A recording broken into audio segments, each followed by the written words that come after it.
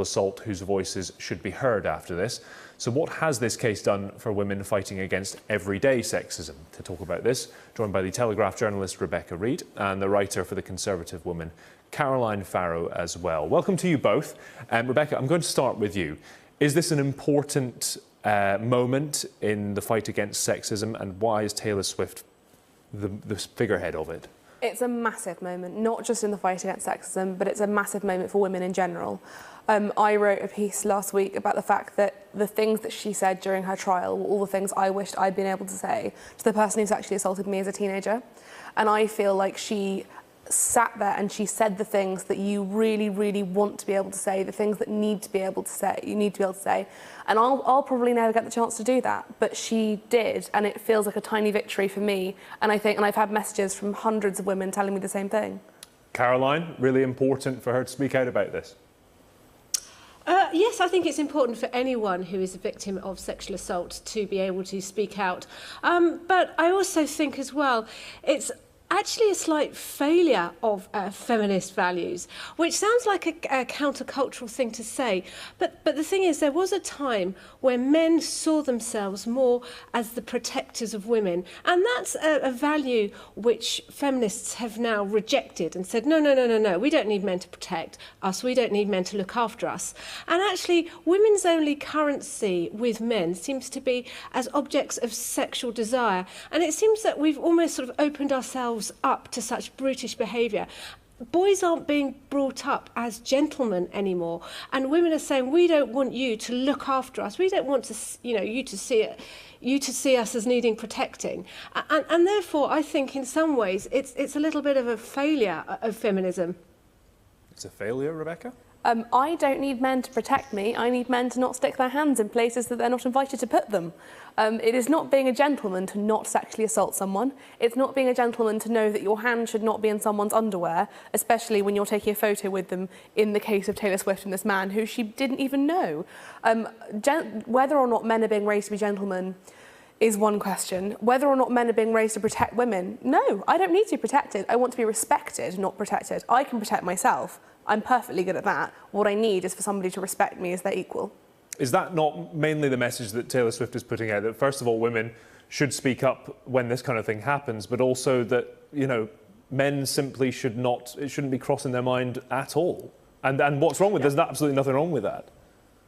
No, and that's right, and I wouldn't disagree with any of those messages. I'd also say as well, though, it's not just women who should speak up if they're sexually assaulted, but it's men too.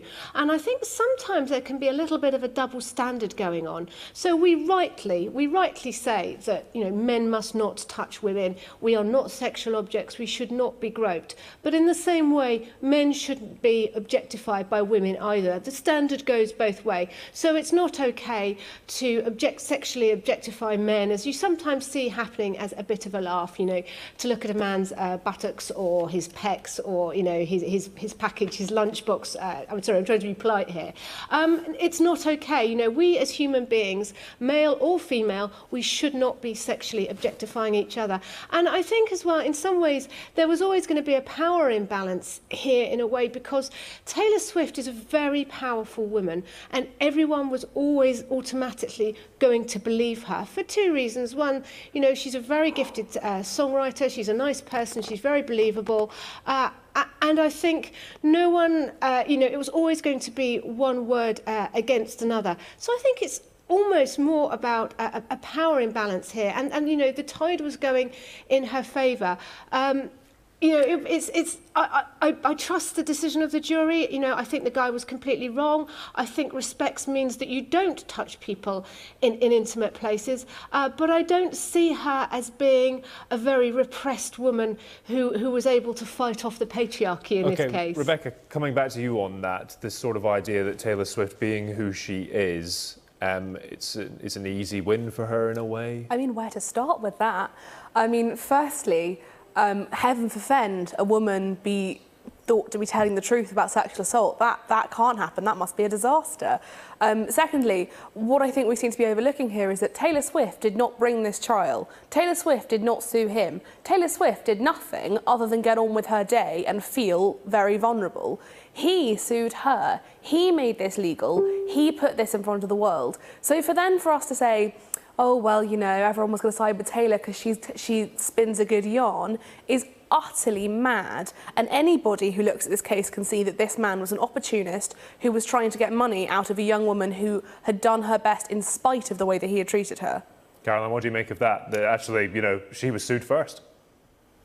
Well, clearly, we have to trust the jury, and obviously, you know, they've said that he did it. I'm not attacking Taylor Swift for speaking up about what happened or saying that she ought not to have complained about it. It was quite right that she did. That's not the point. But I think in a case where it was going to be one word against another, you know, and presumably this guy, you know, felt that he had been wrongfully dismissed and wanted to put his side of the story, and that's, you know, part of justice, whatever. He obviously, you know, they've decided that he did it. He's guilty. You know, nobody is saying that women should not speak up against sexual assault, but actually, I think in some ways she had, you know, the balance of power here, and you know, and that's why, you know, she won, because it was one word against another. His attorney argued vehemently that he didn't do it, and that, you know, I think there was he tried to claim that logistically he couldn't have done it.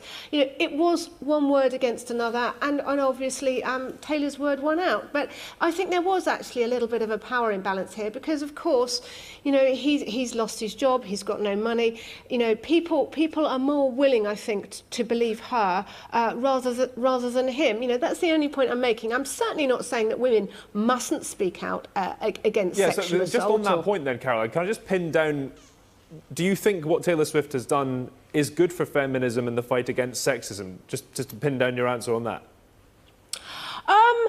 I don't think it makes much difference in some ways. I'm sure women will feel very empowered, and that's a good thing. And I think, you know, these things always filter down into the culture. So I think young women will be will feel more confident about calling out unwanted sexual advances, and that's a really good thing. And perhaps young men will think twice about touching women, which quite rightly they should. But I also think it needs to go both ways. I also think that men who are subject to unwanted advances from women should also feel similarly empowered to speak out. Just on that point, you know, I was reading about this case this morning, and they had a case study of a man who was at a concert, had his bum pinched effectively repeatedly through the concert by a woman, and, you know, everything must be equal.